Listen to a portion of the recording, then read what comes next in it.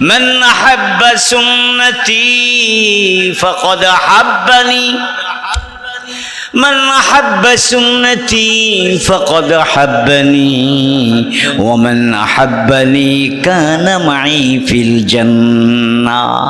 যে আমার আদর্শকে ভালোবাসবে, নবীর আদর্শ কি? নবীর সবচেয়ে বড় আদর্শ হলো নামাজ। নবীর সবচেয়ে বড় আদর্শ কি? নামাজ। এই নামাজই হবে আপনার কবরের আলো। নামাজ কি হবে? কবরের আলো। এক হাদিসে নবী করিম সাল্লাল্লাহু আলাইহি ওয়াসাল্লাম বলেন, মান হাফাযা আলাইহা কানাত লাহু নূরান কানাত লাহু নূর ওয়া বুরহান ওয়া নাজাতান ইয়াউমাল কিয়ামাহ। তুমি যদি 5 ওয়াক্ত নামাজ নিয়মিত আদায় করো তাহলে তোমার 3টা পুরস্কার। এই নামাজ তোমার জন্য কবরের আলো হবে, এই নামাজ তোমার জন্য পুল সিরাতের আলো হবে। ধরে কোন সুবহানাল্লাহ। এই নামাজ তোমার জন্য ঈমানের দলিল হবে। আমরা যে সবাই দাবি করছি আমরা মুমিন, মুখে মুখে মুমিন বললে সেটা গ্রহণযোগ্য হবে না, বরং এটাকে প্রমাণ করতে হলে দলিল লাগবে। হযরত আবু বকর যুদ্ধের ময়দানে তার এই কাফের সন্তানকে দেখেন নাই। কিছুদিন পরের ঘটনা, এই ছেলের নাম ছিল আব্দুর রহমান। আব্দুর রহমান কিছুদিন পর মুসলমান হয়ে যায়। মুসলমান হওয়ার পর একদিন বাবার সাথে গল্প করে, বাবা বদরের ময়দানে আপনি তো আমার সামনে পড়েছিলেন, কিন্তু বাবা হিসেবে কিছু বলি নাই। সঙ্গে সঙ্গে হযরত আবু বকর সিদ্দিক রাদিয়াল্লাহু তাআলা আনহু তিনি বাঘের মতো চিৎকার করে বললেন, শোনো, আমি তো গিয়েছিলাম আমার নবীর আদেশে নবীর পক্ষে যুদ্ধ করবার জন্যে। কে আমার ছেলে, কে আমার কে, এগুলো দেখার আমার কোনো সময় ছিল না। তুমি যদি নবীর শত্রু হিসেবে আমার সামনে আসতে, আমি তোমাকে 2 টুকরা করে ফেলতাম, সন্তান হিসেবে 1 চুল পরিমাণ খাতির করতাম না। জোরে কোন সুবহানাল্লাহ। ভাইরা আমার, তাহলে বলুন, সাহাবায়ে কেরাম যে নবীকে ভালোবাসতেন এর মধ্যে কোনো সামান্যতম ত্রুটি বিচ্যুতি ছিল? 15 আনা বাসত না 16 আনা? 16 আনা। তো নবীকে যদি কেউ 16 আনা ভালোবাসে সে মুমিন, 16 আনা ভালো না বাসলে সে মুমিন না। বলুন, এই জীবনটা আমাদেরকে কে দিয়েছেন? আরো জোরে বলুন, কে দিয়েছেন? কোরআন শিখে নামাজি হয়ে এরপর যদি প্রাইমারিতে যায়, এরপর যদি ডাক্তার হয়, সে কসাই হবে না, রোগীর সাথে কসাইয়ের মতো ব্যবহার করবে না। সে যদি ইঞ্জিনিয়ার হয়, সে রডের পরিবর্তে বাঁশ দিয়ে ঢালাই দেবে না। জোরে বলুন, ঠিক না বেঠিক? সে যদি পুলিশ অফিসার হয়, কোনোদিন ঘুষ খাবে না। সে যদি নেতা হয়, কোনোদিন দেশের টাকা বিদেশে পাচার করে এরপর সময় মতো পালিয়ে যাবে না। জোরে বলুন, ঠিক না বেঠিক? জামিয়া ইসলামিয়া মোহাব্বতিয়া মাদ্রাসা, খুবই চমৎকার নাম। এই নামে তো আর মাদ্রাসা এর আগে আর শোনা যায় নাই। মোহাব্বতিয়া মাদ্রাসা, খুব ভালো নাম। মোহাব্বত মানে কি বলেন? বলেন, ভালোবাসা। হায় হায়, মোহাব্বত মানেও কি আমাদের জানা নাই? বলেন, মোহাব্বত মানে কি? ভালোবাসা। যেহেতু মাদ্রাসার নামই ভালোবাসা, তাহলে আমাদের এমন ভালোবাসা জানা দরকার যেই ভালোবাসা আমাদেরকে সোজা জান্নাতে নিয়ে যাবে। নবীর ভালোবাসা এবং মুসলমানদের পারস্পরিক ভালোবাসা। একসাথে আমরা যারা মুসলমান বসবাস করি, আমাদের মধ্যে যদি ভালোবাসা না থাকে, শত্রুতা থাকে, তাহলে বলেন তো কেউ আরামে থাকতে পারবে? নিজেদের মধ্যেই যুদ্ধ, তাহলে কিসের আরাম, কিসের শান্তি, কিসের সুখ? শান্তি এবং সুখ অনুভব করতে হলে মুসলমানদের পরস্পরের মধ্যে মহব্বত এবং ভালোবাসা লাগে। আমি জানি না কর্তৃপক্ষ কি মনে করে এই নাম দিয়েছে, তবে নামটা খুবই চমৎকার। মুসলমানদের পারস্পরিক ভালোবাসা কিভাবে হয় সেটাও আমাদের নবী আমাদেরকে জানিয়ে গেছেন। আল্লাহর সাথে যার মহব্বত হয়, নবীর সাথে যার মহব্বত আছে, তার মুসলমানদের সাথেও মহব্বত আছে। আল্লাহর সাথে যার মহব্বত নাই, নবীর সাথে মহব্বত নাই, মুসলমানদের সাথেও তার কোনো মহব্বত নাই। কথাটা সত্য না মিথ্যা? একদম সত্য। উদাহরণ সহ বললে খুব ভালো করে বুঝবেন। মাদ্রাসার নাম নিয়েই যেহেতু কথা শুরু হয়ে গেল, মহব্বত যে কত প্রয়োজন ঈমানের জন্য এটাও জানা দরকার। মহব্বত ছাড়া ঈমান হয় না। বলেন, মহব্বত ছাড়া কি হয় না? ঈমান হয় না। আল্লাহর মহব্বত যদি না থাকে তার ঈমান নাই, নবীর মহব্বত যদি না থাকে তার ঈমান নাই। নবী বলেন, লা ইউমিনু আহাদুকুম হাত্তা আকুনা আহাব্বা ইলাইহি মিন ওয়ালিদিহি ওয়া ওয়ালাদিহি ওয়ান নাসি আজমাইন। তোমরা সে পর্যন্ত মুমিন হতে পারবে না, তোমাদের ঈমান আল্লাহর কাছে গ্রহণযোগ্য হবে না, যে পর্যন্ত দুনিয়ার সব কিছুর চেয়ে আমি নবীকে বেশি ভালো না বাসবে। নবীর ভালোবাসা যদি সব কিছুর চেয়ে বেশি হয় তাহলেই আমরা মুমিন হতে পারবো। আর নবীর ভালোবাসা যদি সব কিছুর চেয়ে বেশি না হয় তাহলে আমরা ঈমানদারি হতে পারবো না। তাইলে মাদ্রাসার নাম মহব্বতিয়া, ভালোই তো হয়েছে নাকি বলেন? এই নামের ওসিলায় আল্লাহ তাআলা এইখানে আপনারা যারা বসা আছেন আমাদের সবাইকে আল্লাহর মহব্বত, নবীর মহব্বত আমাদের অন্তরে ভরপুর করে দেন। জোরে বলেন আমিন। সাহাবায়ে কেরাম নবীকে মহব্বত করতেন, পুরুষরাও করতেন, এমনকি মহিলারাও করতেন। মহিলারা কেমন মহব্বত করতেন দু একটা নমুনা আপনাদের সামনে পেশ করি।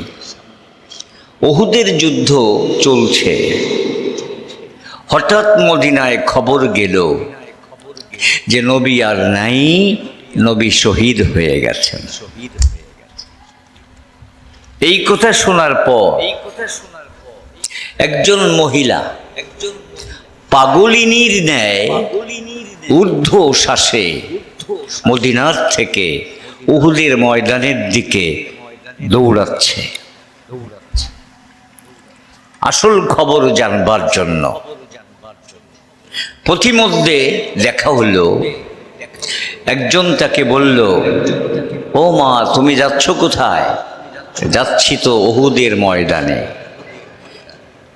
তখন তাকে বলল, এই যুদ্ধে তোমার স্বামী শহীদ হয়ে গেছেন। তিনি ইন্না লিল্লাহ বললেন, বলে চলে গেলেন। জিজ্ঞেস করলেন, আচ্ছা আমার স্বামী শহীদ হয়েছে, আলহামদুলিল্লাহ, নবীর কি অবস্থা বলো, কি অবস্থা বলো। সে নবীর অবস্থা জানে না। আবার দৌড় দিচ্ছেন, আরেকজনের সঙ্গে দেখা। সে বলল, ও মা শোনো, তোমার বাবা যুদ্ধ করতে এসেছিলেন নবীর সাথে, তোমার বাবাও শহীদ হয়ে গেছেন। তিনি ইন্না লিল্লাহ পড়ে আবার দৌড় দিচ্ছেন। সামনে আরেকজন জিজ্ঞেস করছে, ও মা কই যাচ্ছেন? বলছে, আমার নবী কেমন আছে দেখবার জন্য যাচ্ছি। নবী তো ভালো আছে, কিন্তু আপনার নিজের ছেলে নবীর সঙ্গে যুদ্ধ করেছিল, সে শহীদ হয়ে গেছে। সে ইন্না লিল্লাহ বলে আবার সামনে চলে যাচ্ছে। এতগুলো মানুষ মারা গেল, বলুন একটা মহিলার অবলম্বন বলতে কি? এই তিনটেই তো, বাবা, স্বামী, সন্তান, তিনজন শহীদ। তার মধ্যে তেমন কোনো প্রতিক্রিয়া নাই, বরং খুশি যে আমার বাবা আল্লাহর জন্য শহীদ হয়েছে, আলহামদুলিল্লাহ। আমার ছেলে আল্লাহর জন্য শহীদ হয়েছে, আলহামদুলিল্লাহ। আমার স্বামী আল্লাহর জন্য শহীদ হয়েছে, আলহামদুলিল্লাহ। সে খুশি, কিন্তু নবীর জন্য পাগল। নবীর কি হয়েছে? সবাই বলে নবী ভালো আছে, কিন্তু সেই স্থির হয় না। বলল যে না, নবী কোথায় আমি নিজের চোখে না দেখা পর্যন্ত আমি শান্ত হব না। চলে গেল একেবারে উহুদ পাহাড়ের কাছে, যেখানে নবী লুকিয়েছিলেন সেখানে। সেখানকার মানুষগুলোকে জিজ্ঞেস করলো, নবী কেমন আছেন? সবাই বলল ভালো আছে। তিনি বললেন, মুখের কথায় আমি শুনবো না, আমাকে দেখাও। আরুনি হাত্তা আনজুরা ইলাই, আমাকে দেখাও, আমি নিজের চোখে আমার নবীকে দেখতে চাই। জোরে কোন সুবহানাল্লাহ। এরপর মহিলাকে নবীর কাছে নিয়ে যাওয়া হইল। তিনি নিজের চোখে নবীকে দেখলেন। দেখার পরে বললেন, কুল্লু মুসিবাতিন বা'দাকা জালালু। হে নবী, আপনি যখন বেঁচে আছেন, দুনিয়ার যত মুসিবত হোক না কেন, আমার ছেলে শহীদ হয়েছে, আমার বাবা শহীদ হয়েছে, আমার স্বামী শহীদ হয়ে গেছে, এর চেয়ে আরও যদি বড় কোনো মুসিবত হয়, সেই মুসিবত আমার কাছে হালকা। আপনি যখন বেঁচে আছেন, তাহলে আমার আর কোনো মুসিবত নাই। আল্লাহু আকবার বলেন। তাহলে বলুন তো, সাহাবায়ে কেরাম নবীকে কেমন মহব্বত করত?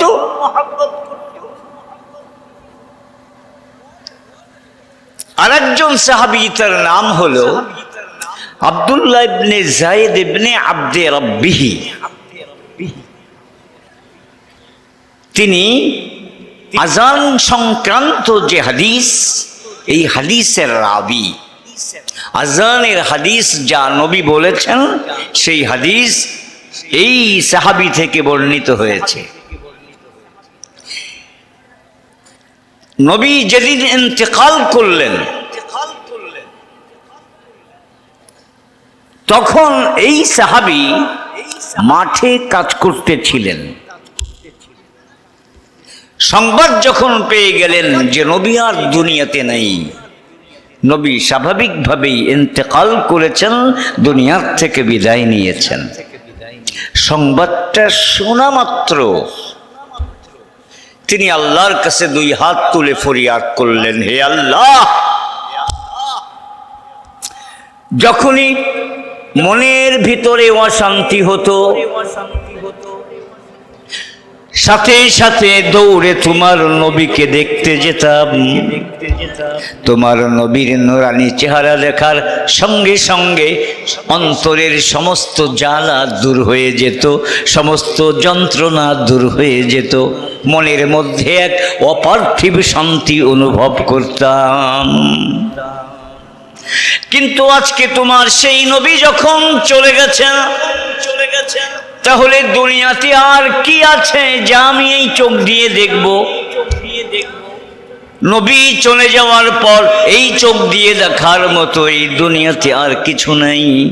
হে আল্লাহ, তোমার কাছে ফরিয়াদ জানাই, আমি আমার এই চোখ দিয়ে আর কোনো কিছু দেখতে চাই না। যেই চোখ নবীকে দেখেছে আর কোনোদিন দেখতে পারবে না, এই চোখ দিয়ে আমি আর কিছু দেখতে চাই না। হে আল্লাহ, তুমি আমাকে অন্ধ করে দাও, আমার দৃষ্টির শক্তি তুমি নিয়ে যাও।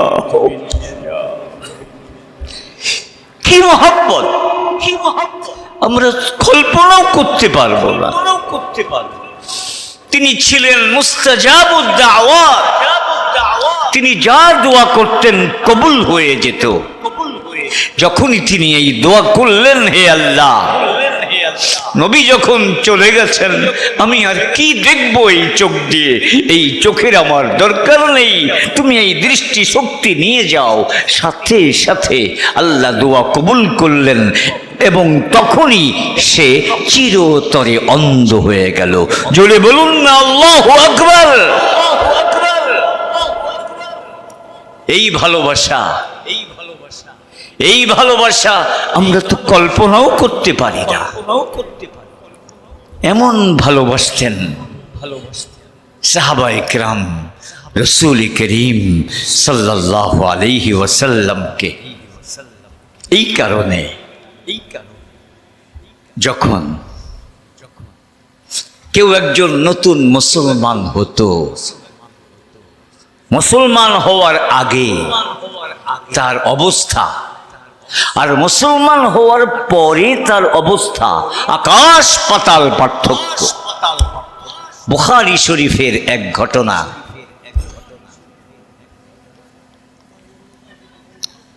সুমামা ইবনে উসাল নামে একজন কাফের সর্দার, ইয়ামামা একটা বিরাট বড় শস্য ইত্যাদি এলাকা, ব্যবসায়িক কেন্দ্র। সেই এলাকার সবচেয়ে বড় নেতা কাফের সর্দার, নাম হলো সুমামা। বলুন কি নাম? সুমামা। একদিন ওই এলাকায় নবী কিছু সাহাবায়ে কেরামকে অভিযানে পাঠিয়েছিলেন। তারা এই ইয়ামামার নেতা সুমামাকে গ্রেফতার করে নবীর কাছে নিয়ে আসলো।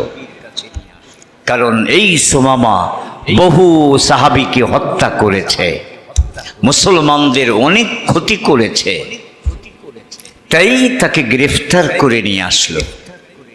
নবী করিম সাল্লাল্লাহু আলাইহি ওয়াসাল্লাম তাকে মসজিদের খাম্বার সাথে বেঁধে রাখলেন। বেঁধে রাখার পর প্রথম দিন জিজ্ঞেস করলেন, বলো সুমামা, তুমি কি চাও?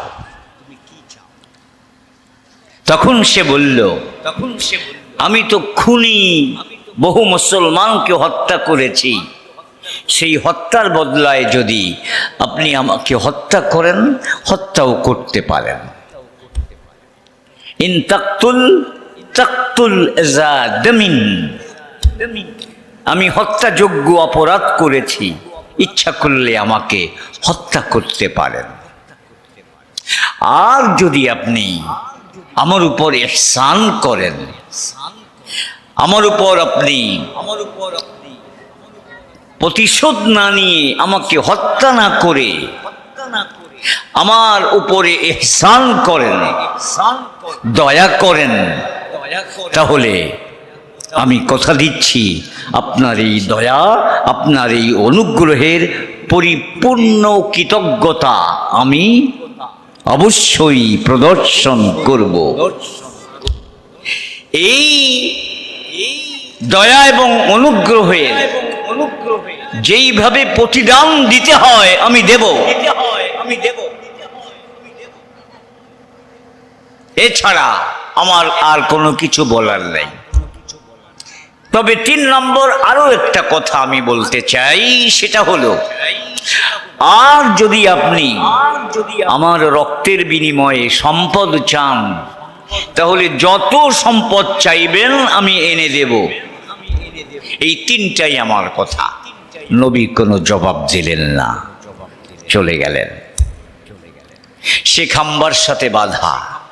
পরের দিন আবার নবী তার কাছে আসলেন, জিজ্ঞেস করলেন, সুমামা বলো তুমি কি চাও? তখন গতকাল যা যা বলেছিল আজকে আবার তাই তাই বলল। যদি আপনি হত্যা করেন, হত্যা করার অধিকার আপনার আছে, কারণ আমি হত্যাযোগ্য অপরাধ করেছি। আর যদি আপনি আমার উপর দয়া করেন তাহলে সেই দয়ার প্রতিদান আমি দেব। আর যদি আপনি সম্পদ চান, যত সম্পদ চান তাও আমি এনে দেব। নবী করিম সাল্লাল্লাহু আলাইহি ওয়াসাল্লাম আজকেও কোনো কথা বললেন না, চুপচাপ চলে গেলেন। তৃতীয় দিন আবার তার কাছে এসে একই প্রশ্ন করলেন, সুমামা বলো তুমি কি চাও? গতকালকের মতো আজকেও একই উত্তর দিল, আপনি হত্যা করতে চাইলে হত্যা করতে পারেন, কারণ আমি হত্যাযোগ্য অপরাধ করেছি, আমি একটা খুনি। আর যদি আপনি আমাকে দয়া করে ক্ষমা করে দেন তাহলে এর প্রতিদান অবশ্যই আমি দেব। আর যদি আপনি সম্পদ চান, যত সম্পদ চান সব এনে দেব। নবী করিম সাল্লাল্লাহু আলাইহি ওয়াসাল্লাম আজকেও কোনো জবাব না দিয়ে বললেন, এই তোমরা যারা আছো ওর বাঁধন খুলে দাও, যাও সুমামা তোমাকে আমি মুক্ত করে দিলাম। আল্লাহু আকবার। বলুন তো, এইরকম শত্রুকে কেউ এইভাবে ক্ষমা করে ছেড়ে দেয়? দেয় নাকি? সে হলো কাফের, নবীর শত্রু, বহু মুসলমানকে হত্যা করেছে, কোনো প্রতিশোধ না নিয়ে, কোনো টাকা পয়সা না নিয়ে এইভাবে কেউ ছেড়ে দেয়? বর্তমান আমরা তো মুসলিম দেশ, সবই তো মুসলিম। যখন কেউ গ্রেফতার হয় এইভাবে বিনা পয়সায় এক টাকাও খরচ না করে, মুসলমান হয়ে মুসলিম দেশে মুসলিম সরকারের থেকে, মুসলিম প্রশাসনের থেকে, বলুন তো বিনা পয়সায় কেউ কোনোদিন ছাড়া পায়? জোরে বলুন, পায় না? পথে ঘাটে হাজার হাজার লাখ লাখ কোটি কোটি টাকাও দিতে হয়। 5ই আগস্টের পরে শুনলাম বহু টাকা খরচ করতে হয়েছে অনেককে। বলেন ঠিক না বেঠিক? ভাইরা আমার, তাহলে ব্যাপারটা কি? আমরা তো সেই নবীর উম্মত যে একটা অমুসলিমকে এইভাবে ক্ষমা করে দিতে পারে। তাহলে আমরা মুসলমান হয়ে মুসলমানের থেকে টাকা খাই কি করে? গ্রেফতার হয়েছে, বিচার হবে, কিন্তু টাকা কি করে খায়?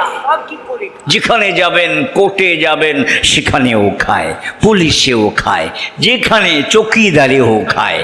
কথা শোনা যায় যে আদালতের ইটিও বলে ঘুষ খায়। এই না আমাদের দেশ? তাহলে আমরা কি নবীর আদর্শের উপরে আছি না বহু দূরে চলে গেছি? অশান্তি কেন ওহে মুসলিম? শান্তি টাকার ভিতরে নয়, ভালো করে মনে রাখতে হবে। আমরা মনে করেছি যত টাকা হবে তত শান্তি,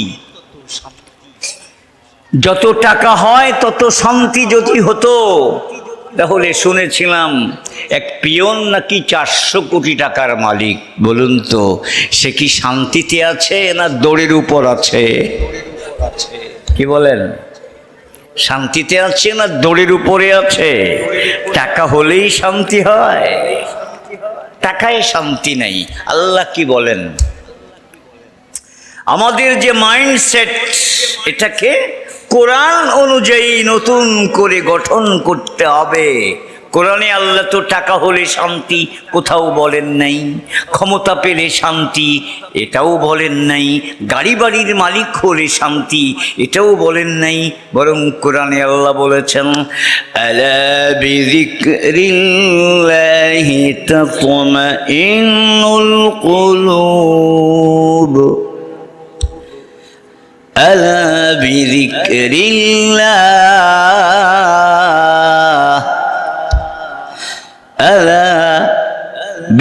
বিযিকরিল্লাহি তাতমাইন্নুল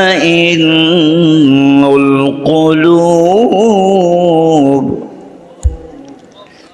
সাবধান, মনে রেখো, ভুলে যেও না, খুবই গুরুত্বপূর্ণ কথা। আল্লাহ বলছেন অত্যন্ত গুরুত্বপূর্ণ কথা, ভুলে গেলেই তোমরা পরাজিত হবে, ভুলে গেলেই তোমরা সব হারাবে। খুবই গুরুত্বপূর্ণ। যদি তোমরা শান্তি চাও, সেটা পৃথিবীর কোনো বস্তুর ভিতরে নাই, শান্তি আছে আল্লাহর নামের ভিতরে। যদি কোন সুবহানাল্লাহ বলুন, শান্তির মালিক কে? সেই আল্লাহকে আপনি ডাকেন। আল্লাহকে ডেকে যদি আপনি আল্লাহকে সন্তুষ্ট করতে পারেন, তাহলে আপনার সমস্ত শান্তির ব্যবস্থা করে দেবে কে? এটাই তো শান্তির পথ। সাহাবায়ে কেরামের তো কোনো অর্থ সম্পদ ছিল না। আজকেও হাদিসের কিতাবে দেখতেছিলাম, নবীকে মহিলারা এমন ভালোবাসতো। আর এক মহিলার গল্প শোনেন, বুখারী শরীফের হাদিস। 2-3 দিন আগে ছাত্রদেরকে পড়ালাম, নবীকে এসে বলছে, ইয়া রাসূলুল্লাহ, আমি আমার জীবনের উপরে পরিপূর্ণ পাওয়ার এবং ক্ষমতা আপনাকে প্রদান করলাম। আপনি যাকে পছন্দ করবেন তার সঙ্গেই আমার বিয়ের ব্যবস্থা করতে পারেন। জোরে কোন সুবহানাল্লাহ। বর্তমানে আমাদের মেয়েরা, তারা তো নিজের বাবার পছন্দকেও পছন্দ করে না, মায়ের পছন্দকেও পছন্দ করে না, ভাইয়ের পছন্দকেও পছন্দ করে না, নিজের পছন্দকেই একমাত্র পছন্দ করে। আর যদি ইমাম সাহেব বলে আমি তোমার জামাই পছন্দ করে দেব, তখন কি বলবে? বাবারে পাত্তা দেই না, আর আসছে ইমাম সাহেব। বলেন ঠিক না বেঠি? আর সেই যুগে নবীকে গিয়ে বলছে এক যুবতী মেয়ে, আমি আমার পূর্ণ পাওয়ার আপনাকে দান করলাম, আপনি যাকে পছন্দ করবেন তার কাছেই আমার বিবাহ দিতে পারেন। বলেন না সুবহানাল্লাহ। তাহলে বলেন, নবীর উপরে সাহাবায়ে কেরামের কেমন ভালোবাসা ছিল। শুধু পুরুষ সাহাবীদের না, মহিলা সাহাবীদের কেমন ভালোবাসা ছিল। আর ঈমানের অপর নামই ভালোবাসা। তখন ওই মজলিসে এক যুবক বসা ছিল, খুব গরিব যুবক। সাথে সাথে বলে উঠল, যাওয়িজনিহা ইয়া রাসূলুল্লাহ, আমি প্রস্তুত আছি, আমাকে বিয়ে দিতে পারেন, আমার সঙ্গে তার বিয়ে দিতে পারেন। সাথে সাথে নবী বললেন, তাহলে বিয়ের জন্য তো মোহর লাগে, মোহরের ব্যবস্থা করো। আর আমাদের দেশে বিয়ে করতে কি লাগে? খালি মোহর লাগে না? মেহমান আসবে কয় হাজার, তাদের খাওয়ার আয়োজন করতে হয়। নবীর যুগের বিয়েতে মেহমানদের খাওয়ার কোনো আয়োজন ছিল না? ছিল না? ছিল না। কেমন বিয়ে হতো দেখেন না, কিছুই ছিল না। তাকে বলল, তুমি মোহরের ব্যবস্থা করো। সে বলে, হুজুর আমার কাছে তো এক পয়সাও নেই, আমি মোহরের ব্যবস্থা করব কি দিয়ে? নবী বললেন, আচ্ছা যদি আর কিছুই না থাকে, অন্তত লোহার একটা আংটিও কি ব্যবস্থা করতে পারবে না? দেখছেন নি লোহার বর্তমানেই দাম কত, আর 1500 বছর আগে লোহার কি দাম ছিল? লোহার আংটি। এই কথা শুনলে কোনো মেয়ে তার ধারে কাছে আসবে নাকি? স্বর্ণের আংটি দিলেই রাজি হবে নাকি? শুধু ডায়মন্ড দিলে তাও রাজি হয় না, আরো অনেক কিছু লাগবে। ডায়মন্ড তো বিয়ের পরে, এটা এক্সট্রা গিফট, কিন্তু মোহর হিসেবে ডায়মন্ড এটা অনেকেই অ্যাকসেপ্ট করবে না। কিন্তু তার কাছে লোহার আংটিও নাই। তখন নবী তাকে বললেন, আচ্ছা তুমি কি কোরআন শরীফের সূরা মুখস্থ করছো কিছু?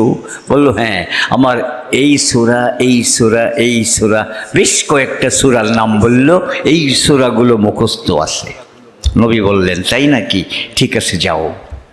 যাওয়াজতুকা মা মাআকা মিনাল কোরআন, তুমি যে কোরআন মুখস্থ করেছো, এই কোরআনের বিনিময়ে আমি এই মেয়েকে তোমার কাছে বিবাহ দিলাম। জোরে কোন সুবহানাল্লাহ।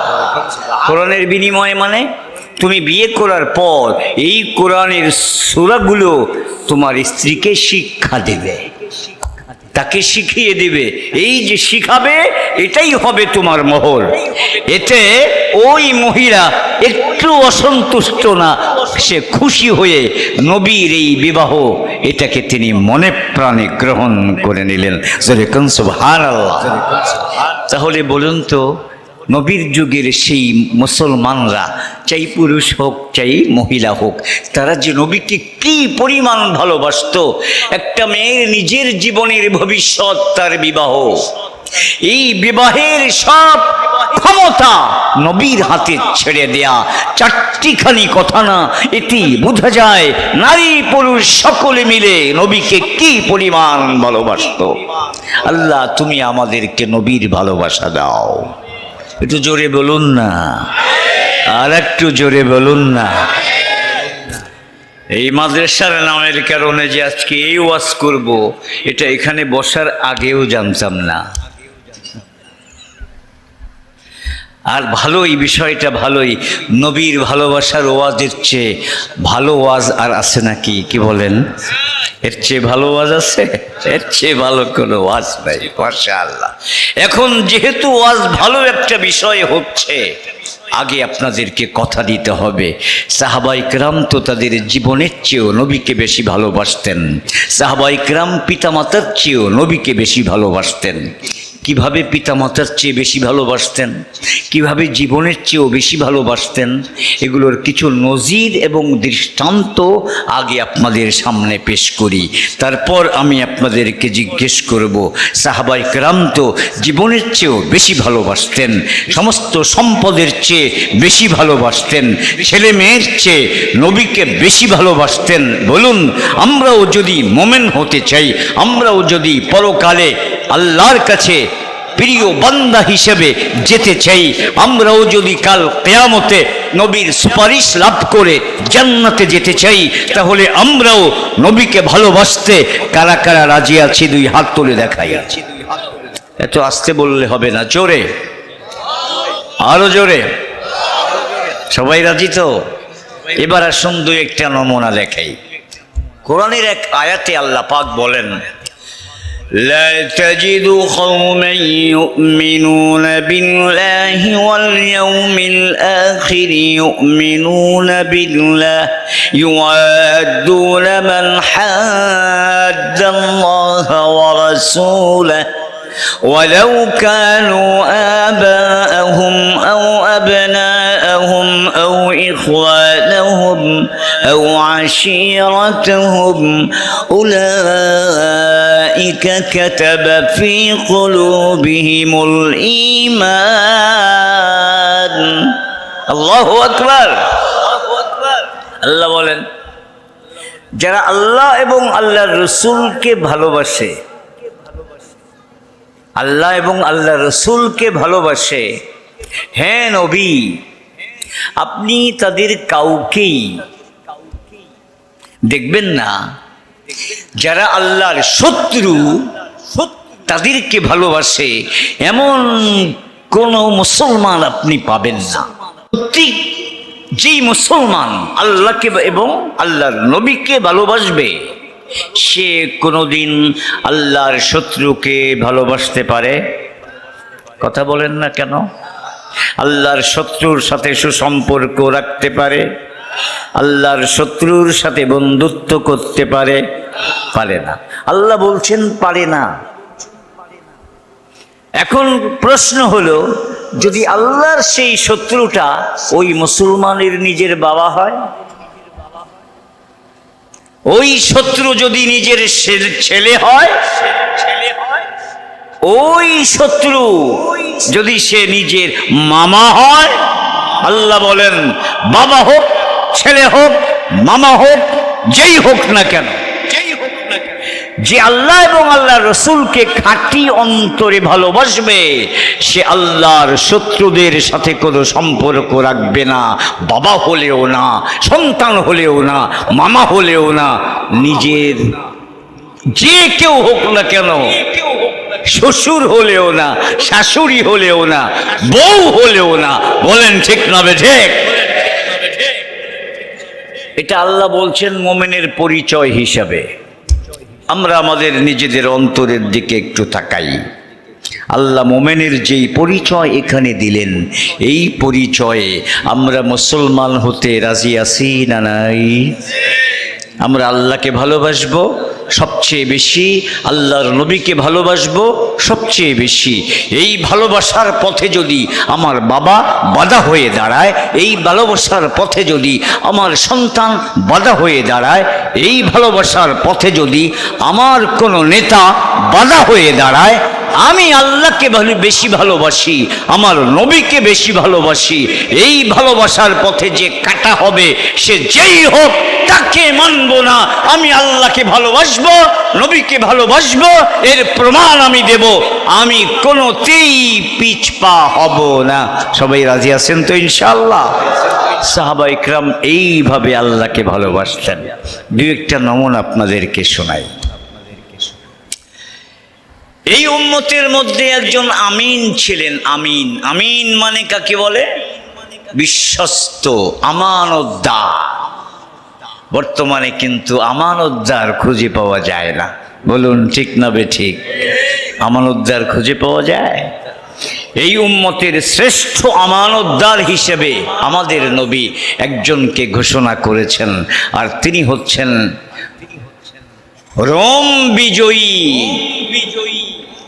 শাম বিজয়ী সেনাপতি আবু উবাইদা ইবনুল জাররাহ রাদিয়াল্লাহু তাআলা। বদরের যুদ্ধ শুরু হয়েছে কাফেরদের সাথে আর মুসলমানদের সাথে, প্রথম ফয়সালাকারী যুদ্ধ। সেই যুদ্ধের সময় আবু উবাইদা ইবনুল জাররাহর সামনে তার মামা এসে হাজির। মামা হলো আবু জাহালের সৈনিক, আর ভাগিনা হলো নবীর সৈনিক। এখন বলুন তো, নবীর সৈনিক নবীকে তার মামার চেয়ে বেশি ভালোবাসে না কম ভালোবাসে? আরে বাবা, নবীর সৈনিক নবীকে কম বাসে না বেশি ভালোবাসে? নবীর সৈনিককে আবু উবাইদা, তার মানে তিনি সাহাবী।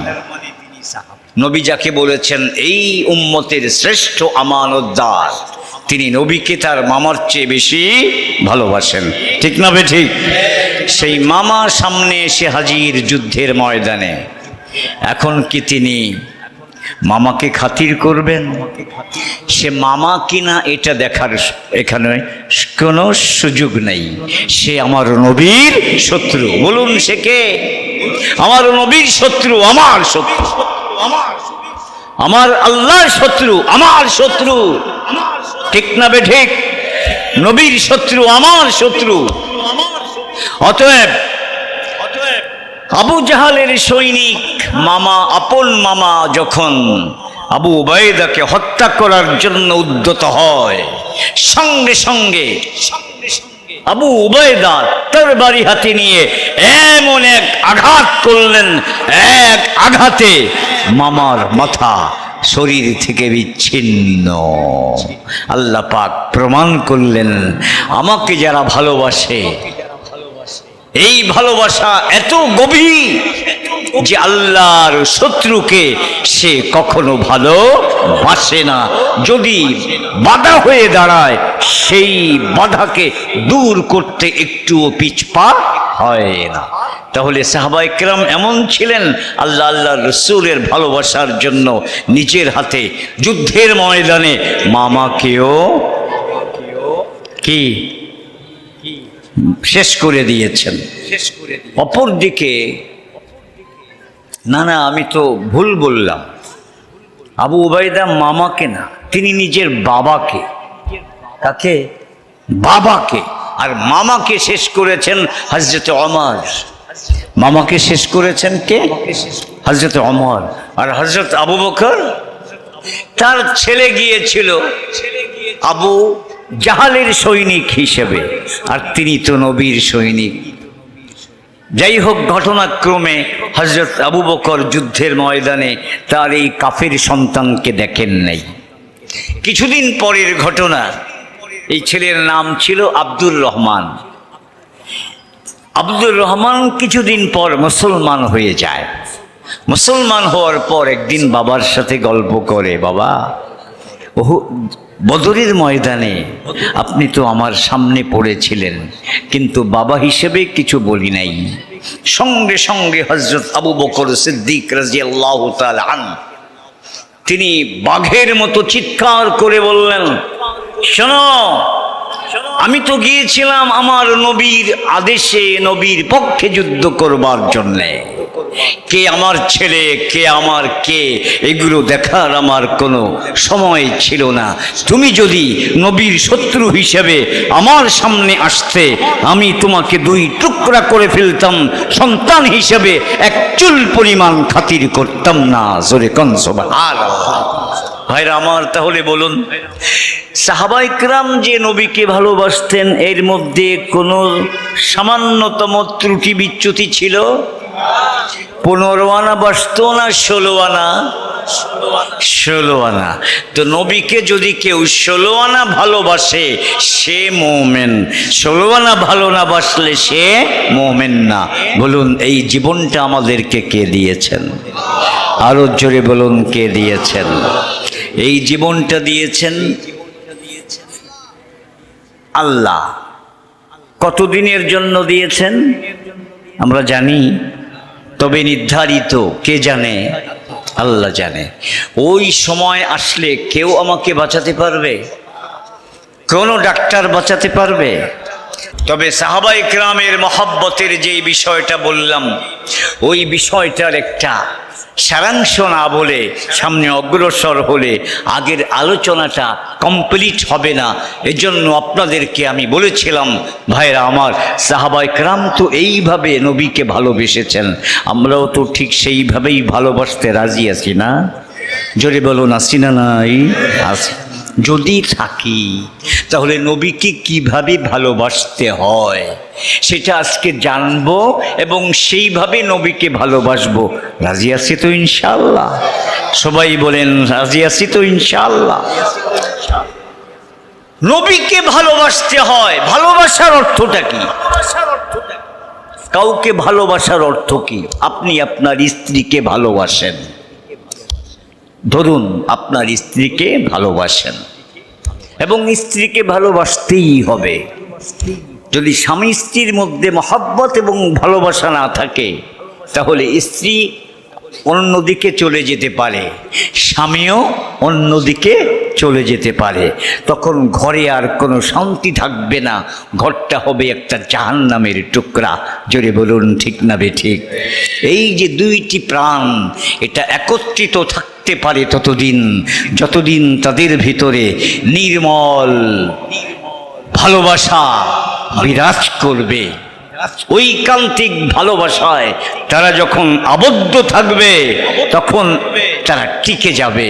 আর ভালোবাসা না থাকলে সেটা হবে একটা জাহান্নামের টুকরা। এখন স্ত্রীকে আপনি ভালোবাসেন, স্ত্রী আপনাকে বলল, আমিও তোমাকে ভালোবাসি, তোমার কাছে আমার একটা আবদার, আমাকে অমুক জিনিসটা এনে দাও। তখন আপনি কি করেন? স্ত্রীর ভালোবাসার প্রমাণ দিতে গিয়ে ওই জিনিসটা এনে দেন না দেন না? বলেন, দেন না দেন না? তাহলে বোঝা গেল ভালোবাসার দাবি পূরণ করতে হয়, না হলে ভালোবাসা অর্থহীন হয়ে যায়। ঠিক না বেঠিক? তাহলে আমরাও তো আল্লাহ আল্লাহ রসুলকে ভালোবাসবো। আল্লাহ আল্লাহ রসুলের ভালোবাসার কিছু দাবি আছে না নাই? নবী বলেন, মান আহাব্বা সুন্নতি ফাকাদ আহাব্বানি মান আহাব্বা সুন্নতি ফাকাদ আহাব্বানি ওয়া মান আহাব্বানি কানা মাই ফিল জান্নাহ। যে আমার আদর্শকে ভালোবাসবে, ভালো করে মনে রাখবেন। এখন আমি ফিনিশিংয়ের দিকে যাচ্ছি। যে আমার আদর্শকে ভালোবাসবে, নবীর আদর্শ কি? নবীর সবচেয়ে বড় আদর্শ হলো নামাজ। নবীর সবচেয়ে বড় আদর্শ কি? নামাজ। এই নামাজই হবে আপনার কবরের আলো। নামাজ কি হবে? কবরের আলো। এক হাদিসে নবী করিম সাল্লাল্লাহু আলাইহি ওয়াসাল্লাম বলেন, মান হাফাযা আলাইহা কানাত লাহু নূরান, কানাত লাহু নূর ওয়া বুরহান ওয়া নাজাতান ইয়াউমাল কিয়ামাহ। তুমি যদি 5 ওয়াক্ত নামাজ নিয়মিত আদায় করো তাহলে তোমার 3টা পুরস্কার। এই নামাজ তোমার জন্য কবরের আলো হবে, এই নামাজ তোমার জন্য পুল সিরাতের আলো হবে। জোরে কোন সুবহানাল্লাহ। এই নামাজ তোমার জন্য ঈমানের দলিল হবে। আমরা যে সবাই দাবি করছি আমরা মুমিন, মুখে মুখে মুমিন বললে সেটা গ্রহণযোগ্য হবে না, বরং এটাকে প্রমাণ করতে হলে দলিল লাগবে। আপনি যদি লৌহজং কিংবা মুন্সিগঞ্জে একটা 5তলা বিল্ডিং দেখিয়ে বলেন এটা আমার বাড়ি, কিন্তু যখন দলিল চাইলো আপনি দলিল দেখাতে পারেন না, আপনার মৌখিক দাবি গ্রাহ্য হবে না, আপনাকে তাড়িয়ে দেবে। ঠিক তদ্রূপ আপনি যখন বলবেন আমি মুমিন, আপনার কাছে দলিল চাওয়া হবে। এই দলিল যদি আপনি দেখাতে না পারেন আপনার মৌখিক দাবি কোনো কাজে আসবে না। ভালো করে মনে রাখবেন, ঈমানের দলিল হলো নামাজ।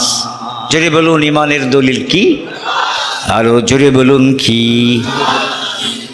যদি নামাজ নাই তাইলে ঈমানের দলিল নাই, তাহলে আপনার কি অবস্থা, আমার কি অবস্থা? পবিত্র কোরআনে আল্লাহ পাক বলেন, বুখারী শরীফের হাদিসের ভিতরে রাসূল করিম সাল্লাল্লাহু আলাইহি ওয়াসাল্লাম এই আয়াত পড়ে বলে দিয়েছেন, আকিমুস সালাতা ওয়া লা তাকুনু মিনাল মুশরিকিন। ওহে মুসলমান, তুমি নামাজ নিয়মিত পড়ো। যদি নামাজ না পড়ো তাহলে আশঙ্কা আছে, ভয় আছে, যে কোনো সময় তুমি মুশরিক হয়ে যেতে পারো, বেঈমান হয়ে যেতে পারো, তুমি শিরকে লিপ্ত হয়ে যেতে পারো। কেন? নামাজ না পড়লে শিরকের মধ্যে লিপ্ত হয়ে যাওয়ার ভয় কেন? এজন্য যে তোমার যখন নামাজ নাই তাহলে তোমার যা মনে চায় তাই করবে। আর যখন হিন্দুদের পূজার টাইম হবে, যেহেতু তোমার নামাজ নেই, ওই হিন্দু সঙ্গী সাথীদের সাথে তুমি চলে যাবে মণ্ডপে। তোমার সাথী, তোমার বন্ধু, হিন্দু বন্ধু, সেও দেখবে মূর্তির সামনে মাথা নত করে সে যেমন প্রণাম করছে বন্ধুকে খুশি করার জন্য, তুমিও ঠিক সেইভাবে হাত জোড় করে মূর্তির সামনে মাথা নত করবে। বলেন এইরকম বহু মুসলমানকে এইবার পূজা মণ্ডপে দেখা গেছে, না যায় নাই? তাহলে বলেন আল্লাহ কত চমৎকার করে বলেছেন, তুমি যদি নামাজ না পড়ো ভয় হয় যে কোনো সময় তুমি মুশরিক হয়ে যেতে পারো। এই জন্য আয়াতের ব্যাখ্যায় রাসূল করিম সাল্লাল্লাহু আলাইহি ওয়াসাল্লাম বলেন, ফারকু মা বাইনাল ঈমান ওয়াল মার আস-সালাহ। একজন মুমিন বান্দা, একজন বান্দা আর কুফর, ঈমান আর কুফর, এর মধ্যে পার্থক্য কি? তারকুস সালাত। হে মুসলমান, তুমি যদি নামাজ পড়ো তাহলে প্রমাণ হলো তোমার মধ্যে ঈমান আছে, আর তুমি যদি নামাজ ছাড়ো তাহলে বোঝা গেল তোমার মধ্যে ঈমান নাই, তোমার মধ্যে কুফর চলে আসছে। যদি নাউযুবিল্লাহি মিন যালিক। এবার বলেন ঈমান ছাড়া কেউ জান্নাতে যেতে পারবে নাকি? বুখারী শরীফের হাদিস আরো বিভিন্ন। যদি কেউ, মনে হয় আজকেই পড়াইলাম বুখারী শরীফ, মাম্মা তালা ইউশরিক বিল্লাহ, আজকেই পড়াইছি বুখারী শরীফের ক্লাসে, আজকেই হাদিসটা পড়াইছি। মাম্মা তালা ইউশরিক বিল্লাহ দাখালাল জান্নাহ। জোরে কোন সুবহানাল্লাহ। শিরিক নাই, এই অবস্থায় যদি কেউ মারা যায়, শিরিক না করে যদি কেউ মারা যায়, তাহলে অবশ্যই সে জান্নাতে যাবে। জোরে কোন সুবহানাল্লাহ। তাহলে আমি যদি নামাজ ছেড়ে দেই, যে কোনো সময় আমার দ্বারা শিরিক হয়ে যাবে। আমি যদি নামাজ ছেড়ে দেই, যে কোনো সময় আমার দ্বারা কুফরি কাজ হয়ে যাবে। তাহলে বলুন, শিরিক মুক্ত অবস্থায় যদি আমি মরতে চাই, তাহলে নামাজ নিয়ে মরতে হবে না নামাজ ত্যাগ করে মরতে হবে? আল্লাহ আমাদেরকে হায়াত নির্ধারিত দিয়েছেন, একদিনও বেশি বাঁচবো না, একদিনও কম নয়, যে কোনো সময় মৃত্যু এসে যেতে পারে। অতএব যদি এখন থেকেই আমি 5 ওয়াক্ত নামাজে অভ্যস্ত হই আর যে কোনো সময় মৃত্যু হয়ে যায়, তাহলে ইনশাআল্লাহ শিরক অবস্থায় মৃত্যু হবে না, ঈমান অবস্থায় মৃত্যু হবে। জোরে কোন ঠিক না বেঠি? এই জন্য বলছি, ঈমানের দলিল হলো নামাজ। ঈমানের দলিল কি? নামাজ। 3 নাম্বার, এই নামাজ হবে আপনার কিয়ামতের দিন মুক্তির ব্যবস্থা। জাহান্নাম থেকে মুক্তি যদি পেতে চাই, তাহলে এখন থেকেই নামাজ শুরু করে দেই। নামাজ ছাড়া মুক্তির কোনো উপায় নেই। বুখারী শরীফের হাদিস, মান সাল্লাল বারদাইন দাখালাল জান্নাহ। যদি কেউ ফজরের নামাজ আর আসরের নামাজ নিয়মিত মসজিদে গিয়ে আদায় করে, সে জান্নাতে চলে যাবে। সুবহানাল্লাহ। আজকে ফজরের নামাজ মসজিদে গিয়ে জামাতের সাথে আমরা কি সবাই পড়তে পারছিনি? কয়জন পড়ছি? হাত তুলতে গেলে অবস্থা খারাপ, এজন্য দরকার নাই। আমরা কি নবীর এই হাদিস বিশ্বাস করি? ফজর এবং আসর জামাতের সাথে যে ব্যক্তি নিয়মিত পড়বে, সে জান্নাতে যাবে। জান্নাতে যাইতে চাই কারা কারা? 2 হাত তুলে দেখাই। তাহলে কালকে থেকে ফজর আর কোনোদিন ঘরে পড়বো না, মসজিদে পড়বো। কারা কারা রাজি? 2 হাত তুলে দেখাই। আল্লাহু আকবার, আল্লাহু আকবার। এই তো এই সকল মাহফিলের এটাই হলো বিরাট বড় অবদান, যে একটা মানুষ জাহান্নামের দিকে যাচ্ছিল, নামাজ ত্যাগ করা মানে জাহান্নামের দিকে যাওয়া, আর নামাজ শুরু করা মানে জান্নাতের দিকে যাওয়া। মাহফিলের ওসিলায় হাজারো মানুষ তারা জাহান্নামের পথ থেকে জান্নাতের পথের দিকে যাওয়ার সৌভাগ্য লাভ করে। এই জন্য এই সকল মাদ্রাসা এগুলো কিয়ামত পর্যন্ত জারি থাক, আর মাদ্রাসার তত্ত্বাবধানে বার্ষিক মাহফিল কিয়ামত পর্যন্ত অনুষ্ঠিত হোক। কারা কারা চান? 2 হাত তুলে দেখান। তো জোরে বলতে হবে আল্লাহু আকবার। মাঝে মাঝে ক্ষুধার দুশ্মনরা 2-1 বলে ওঠে, ব্যাঙ্গের ছাতার মতো যেখানে সেখানে ওয়াজ মাহফিল হয়, এগুলো বন্ধ করতে হবে। আপনারা একটু চিৎকার করে বলতে পারবেন, যারা বাংলাদেশ থেকে মাদ্রাসা বন্ধ করতে চায়, ওয়াজ মাহফিল বন্ধ করতে চায়, বাংলাদেশের এই মুসলিম জনগণ তাদেরকেই এই দেশ থেকে উৎখাত করবে। কি বলেন, ঠিক না বেঠিক? এই আকাশ কার? এই জমিন কার? আমাদের সৃষ্টি করেছেন কে? ওয়াজ মাহফিলে কার কথা বলা হয়? আল্লাহর কথা আল্লাহর জমিনে বলবো। এতে যদি কারো খারাপ লাগে, তাহলে আল্লাহর এই জমিন এটাকে ত্যাগ করে তোমার বাবার বাড়ি চলে যাও। বাবার বাড়ি কোথায় যাবে? সেটাও তো আল্লাহর জমিন। আল্লাহর জমিন না? আল্লাহর জমিনের বাইরে যাওয়ার কোনো সুযোগ আছে? অতএব আবু জাহালকে দেখে শিক্ষা নাও, ফেরাউনকে দেখে শিক্ষা নাও। ওরা কিন্তু শেষ মুহূর্তে এসে বলেছিল, ফেরাউন ডুবার সময় কি বলেছিল জানেন? কি বলেছিল? আমানতু বিল্লাযী আমানাত বিহি বানু ইসরাঈল ওয়া আনা মিনাল মুসলিমিন। বুঝেন তো, আনা মিনাল মুসলিমিন মানে কি? আমি মুসলমান। ফেরাউন কয় আমি মুসলমান। কখন কয়? যখন ডুবে মরতেছে। যখন ফেরেশতা দেখে ফেলছে মরণের ফেরেশতা, এই মরণের ফেরেশতা দেখার পর আর ঈমান গ্রহণযোগ্য হয় না। কিন্তু সেও বলেছিল আমি মুসলমান। তো ফিরাউনের চেয়ে বড় নাস্তিক তো আর বর্তমান যুগে নাই। ওই যখন মরণের সময় মুসলমান হয়ে মরতে আকাঙ্ক্ষা প্রকাশ করেছে, অতএব এখনই সাবধান হই, এখনই আমরা দিনের পথে চলে আসি। পারবো তো ইনশাআল্লাহ? অনেক কথা ছিল কিন্তু অনেক সময় হয়ে যাচ্ছে, এই জন্য আমি বলছিলাম আমরা তো আল্লাহ এবং আল্লাহ রসুলকে বেশি ভালোবাসবো। বেশি ভালোবাসবো কেমনে? নবীর আদর্শকে ভালোবাসবো। নবীর সবচেয়ে বড় আদর্শ কি? জোরে বলুন কি? নামাজ। যুবকদের জন্য 2 নম্বর আদর্শ। এক হাদিসে নবী বলেন, মান তারাকা মা মিন শাবিন ইয়াজাউ লাজ্জাতাদ দুনিয়া ওয়া লাহওয়াহা। এই যুবক যারা আছো ভালো করে শোনো, যেই যুবক তার যৌবনের সকল তাড়না, যৌবনের সকল চাহিদা, এটাকে সে ত্যাগ করবে এবং তার এই যৌবনকে আল্লাহর আনুগত্য ইবাদত বন্দেগীর কাজে উৎসর্গ করবে। যৌবনের অবৈধ সমস্ত কামনা বাসনা ত্যাগ করে এই যৌবনকে আল্লাহর ইবাদতের কাজে উৎসর্গ করবে। সেই যুবকের জন্য আল্লাহর পক্ষ থেকে বিরাট বড় সুসংবাদ। কি সুসংবাদ? ইল্লা আ'তাহু আজরা 72 সিদ্দীকা।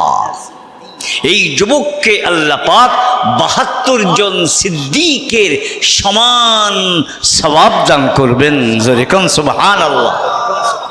সিদ্দীকের সওয়াব হযরত ওমর রাদিয়াল্লাহু তাআলা আনহুর চেয়েও বেশি। জোরে কোন সুবহানাল্লাহ।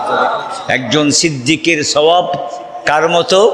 আবু বকর সিদ্দিক রাদিয়াল্লাহু আনহুর মতো। তার অর্থ দাঁড়ায়, হে যুবক, বর্তমান যুগে নিজের যৌবনকে ধ্বংস করার নানান ব্যবস্থা আছে। এগুলোতে পা না দিয়ে তুমি তোমার জন্য বৈধ ব্যবস্থা, বয়স হয়েছে তাহলে তুমি বিবাহ করো, বিবাহ করো, বৈধ পথে তোমার যৌবনের চাহিদা পূর্ণ করো, আর বাকি সময় ইবাদত বন্দেগী করো। অন্যায় অপরাধের ভিতরে লিপ্ত হও না, তাহলে তুমি এই ফিতনার যুগে তোমার এই যৌবনকে ইবাদতের কাজে ব্যয় করার বিনিময়ে আল্লাহর কাছ থেকে 72 জন সিদ্দীকের সমান মর্যাদা লাভ করতে পারবে। আল্লাহ পাক সবাইকে তৌফিক দান করুন। এই যুবকদেরকে এই পথে ধাবিত হবার জন্য সহযোগিতা করবে একটি জিনিস, সেটাও আমি বলে দিচ্ছি। দেখো, তোমার যদি সুন্নতি দাড়ি থাকে, আমি জিজ্ঞেস করি আমাদের নবীর চেয়ে সুন্দর চেহারা এই পৃথিবীতে কারোর ছিল? কারোর ছিল? সেই নবীর চেহারায় দাড়ি ছিল। এই নবীর চেহারায় কি ছিল? প্রেসিডেন্ট একজন ছিল আমেরিকার, তার নাম হলো বুশ। এই বুশ ইরাকে, আফগানিস্তানে লক্ষ লক্ষ মুসলমানকে হত্যা করেছে। এরপর সে বলেছে, আমি সেই দিন খুশি হব যেদিন পৃথিবীর সকল পুরুষের চেহারা আমার চেহারার মতো হবে। তার মানে বুশের চেহারায় মোষ আছে, দাড়ি আছে, ওই দাড়ি মোষহীন এইরকম চেহারা যেদিন হবে সেদিন সে খুশি হবে। আমি যুবককে জিজ্ঞেস করতে চাই, যেই বুশ তোমার হাজার হাজার মুসলমান নরনারী, লক্ষ লক্ষ মুসলমানকে হত্যা করেছে, তোমার চেহারাটা ওর মতো সাজ নিয়ে কবরে যাক, এটা কি তুমি চাও? না নবীর মতো চেহারা নিয়ে যেতে চাও? যদি চাও তাহলে বলো, আজকের থেকে এই চেহারায় আর কখনো হাত দেবে না, খুর লাগাবে না, কোনো দাড়ি কাটবে না, লম্বা করে রাখবে সুন্নত মতো, ওই ফ্রেঞ্চ কাটিং না, খোসা খোসা না, এক মুঠ পরিমাণ কমপক্ষে। কারা কারা রাজি আছো নবীর ভালোবাসায়? সাহাবায়ে কেরাম তো নবীর ভালোবাসায় জীবন দিয়েছে, আর তুমি নবীর ভালোবাসায় জীবন দেওয়ার কথা এখন বলছি না, শুধু বলছি দাড়িটা কাটবে না। কারা কারা রাজি আছো একটু হাত তুলে দেখাও। আল্লাহু আকবার, মাশাআল্লাহ মাশাআল্লাহ। তাহলে এখন থেকে আমরা নামাজ ছাড়বো না, দাড়ি কাটবো না। আর মেয়েদের ভালোবাসার কথাও তো বললাম, মেয়েরা নবীকে কত ভালোবাসতো। আমার এই আওয়াজ যেই সকল মা বোনদের কাছে যাচ্ছে, তারাও একটু প্রতিজ্ঞা করি, এখন থেকে আমরা নবীর আদর্শের বাইরে চলবো না। আমরা নামাজ পড়ব, আমরা যখন বাইরে বের হব আমাদের রূপ এবং সৌন্দর্য পরপুরুষকে দেখাবো না, রূপ সৌন্দর্য পরপুরুষকে দেখাবো না। তাহলে আসুন, আজকে আমরা ওয়াজ করলাম আল্লাহর মহব্বত, নবীর মহব্বত, ঠিক আছে? এই মহব্বতের পরিচয় দিতে হলে কি লাগবে? নবীর আদর্শ অনুযায়ী চলতে হবে। নবীর আদর্শ নামাজ, নবীর আদর্শ হালাল খাওয়া লাগবে, হারাম খাওয়া যাবে না, ঠিক আছে তো ইনশাআল্লাহ? যুবকরা দাড়ি রাখবে, টাকনুর উপরে পায়জামা লুঙ্গি পরবে, খাওয়ার সময় বিসমিল্লাহ বলে খাবে, ডান হাতে খাবে। আমাদের মা বোনেরা তারা নামাজ পড়বে এবং পরপুরুষের সামনে নিজের সৌন্দর্য প্রদর্শন করবে না, কারণ এর দ্বারা সমাজে চরিত্রহীনতা ছড়িয়ে পড়ে। অতএব এইভাবে যদি প্রত্যেকটা স্কুলে, প্রত্যেকটা কলেজে, প্রত্যেকটা অফিসে নবীর আদর্শের এই শিক্ষাগুলো যদি বাস্তবায়ন করা হয়, তাহলে বলুন বাংলাদেশ কি সারা পৃথিবীর মধ্যে একটা আদর্শ মডেল রাষ্ট্র হতে পারে না পারে না? অতএব আসুন গোটা দেশের সকল মানুষকে আমরা কোরআনের আদর্শে, নবীর আদর্শে গড়ে তুলি। আর সর্বশেষ কথা, এত কথা আমরা শুনতে পারতাম না যদি মাদ্রাসা কর্তৃপক্ষ এই আয়োজন না করত। বলেন ঠিক না বেঠিক? তাহলে এই মাদ্রাসা যাতে স্থায়ীভাবে চলতে পারে, আপনারা চান না? চান না? এখন আমাদের সমাজের মানুষগুলো এই আদর্শ অনুযায়ী গড়ে ওঠে না কেন? কারণ আমাদের ছেলেমেয়েরা আগে যায় স্কুলে, আগে কোথায় যায় বলেন? সেখানে নামাজ শিক্ষার ব্যবস্থা আছে, কোরআন শিক্ষার ব্যবস্থা আছে। অতএব যে পর্যন্ত আমাদের প্রাইমারি স্কুলে নামাজ এবং কোরআন শিক্ষার ব্যবস্থা না হবে, সে পর্যন্ত যদি আপনি চান আপনি জান্নাতে যাবেন, আপনার ছেলে মেয়ে জান্নাতে যাক, জান্নাতে যেতে হলে কোরআন লাগে, নামাজ লাগে। কোরআন ছাড়া নামাজ হয় না। আর ছোটবেলায় যে কোরআন শেখে নাই, সে মন্ত্রী মিনিস্টার হয়ে গেছে, একটা আয়াত সুন্দর করে পড়ার যোগ্যতা হয় নাই। বলেন ঠিক না বেঠিক?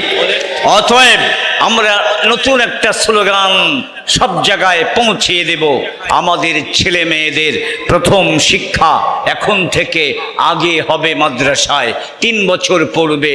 এরপর যাদের মনে চায় তারা স্কুলে যাবে, ডাক্তার হবে, ইঞ্জিনিয়ার হবে। মাদ্রাসায় পড়ে কোরআন শিখে নামাজি হয়ে এরপর যদি প্রাইমারিতে যায়, এরপর যদি ডাক্তার হয়, সে কসাই হবে না, রুগীর সাথে কসাইয়ের মতো ব্যবহার করবে না। সে যদি ইঞ্জিনিয়ার হয়, সে রডের পরিবর্তে বাঁশ দিয়ে ঢালাই দেবে না। জোরে বলুন ঠিক না বেঠিক? সে যদি পুলিশ অফিসার হয়, কোনোদিন ঘুষ খাবে না। সে যদি নেতা হয়, কোনোদিন দেশের টাকা বিদেশে পাচার করে এরপর সময় মতো পালিয়ে যাবে না। জোরে বলুন ঠিক না বেঠিক? অতএব আসুন, আমরা যদি আমাদের এই দেশে শান্তি প্রতিষ্ঠা করতে চাই, তাহলে আমাদের ছেলে মেয়েদেরকে এখন থেকে সবার আগে কোথায় পাঠাবো? আগে স্কুলে না মাদ্রাসায়? 2 বার বলবেন, 2 বার। স্কুলে না মাদ্রাসায়? মাদ্রাসায়, মাদ্রাসায়। আল্লাহ তাআলা আমাদের সবাইকে তৌফিক দান করুন, আমিন। ওয়া আখির দাওয়ানা আনিল হামদুলিল্লাহি রাব্বিল আলামিন।